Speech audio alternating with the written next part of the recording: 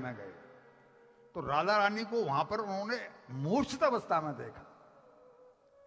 राधा रानी मूर्छित हैं, गोपियां उनकी सेवा में हैं, टहल कर रही हैं, सखियां, 8 सखियां, 8 सखी उनकी सेवा में जो होती हैं, लेकिन उनकी मूर्छा नहीं टूट रही है। बड़ा प्रयास किया, भगवान कृष्ण पहुंचे उनके महल में तो देखा कि वो तो मूर्छित अवस्था में है, जगाने का कोई उपाय नहीं था। तो एक ही उपाय देखिए कि उन्होंने अपनी बंसरी बजाना शुरू किया और जो उनकी बंसी की ध्वनि राधा रानी के कानों से टकराई तो उन्होंने धीमे धीमे धीमे धीमे धीमे धीमे धीमे धीमे अपनी आंखों को खोला और खोल करके भगवान कृष्ण के सीने से लग गई। कृष्ण मत जाओ, मैं जी नहीं सकूंगी, तुम्हारे बिना मैं जी नहीं सकूंगी। भगवान कृष्ण कह रहे हैं कि सादा तुम्हें पता है ना मेरे अवतार का हेतु क्या है? तुम जानती हो? अरे तुम तो मेरी आलादनी शक्ति हो, कृष्ण के आलाद है, ताते नाम आलादनी। तुम मेरी आलादनी शक्ति हो और तुम तो जानती हो कि मेरा अवतार केवल धरती का भार हल्का करने के लिए हुआ है।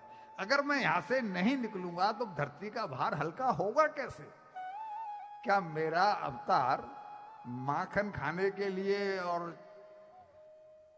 बंसरी बजाने के लिए हुआ है, गाय चराने के लिए हुआ है? अरे हम दोनों तो एक ही शरीर हैं, लीला के लिए हमने 2 रूप धारण किए हुए हैं।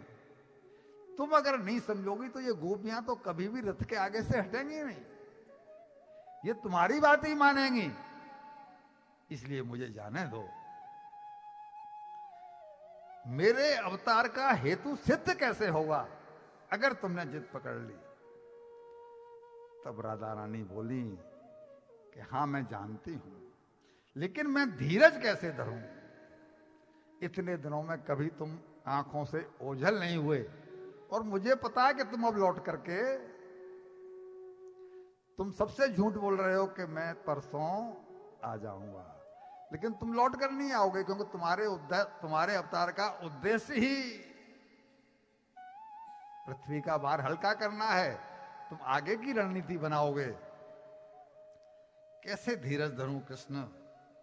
मेरे दर्द में तुम आंसू बन जाते हो, खुशी में मुस्कान बनकर मेरे होठों पर खिल जाते हो, दिल में बसने वाली हर धड़कन की ताल हो तुम प्यारे। तुम्हें कैसे बताऊं कि तुम्हें देखे बिना चैन नहीं पड़ता। तब श्री कृष्ण ने कहा उनकी विरह वेदना को मिटाने के लिए कि किशोरी जी ऐसा करो, मैं जानता हूं कि मैं कभी तुमसे अलग नहीं हुआ, तुम मेरी प्रार्थना मान जाओ। तुम ऐसा करो कि मेरी वेणु को अपने पास। भगवान ने उनको अपनी बंसरी दी और जब भी तुम्हें मेरी याद आवे तो इस बंसरी में ही तुम मुझे देखना।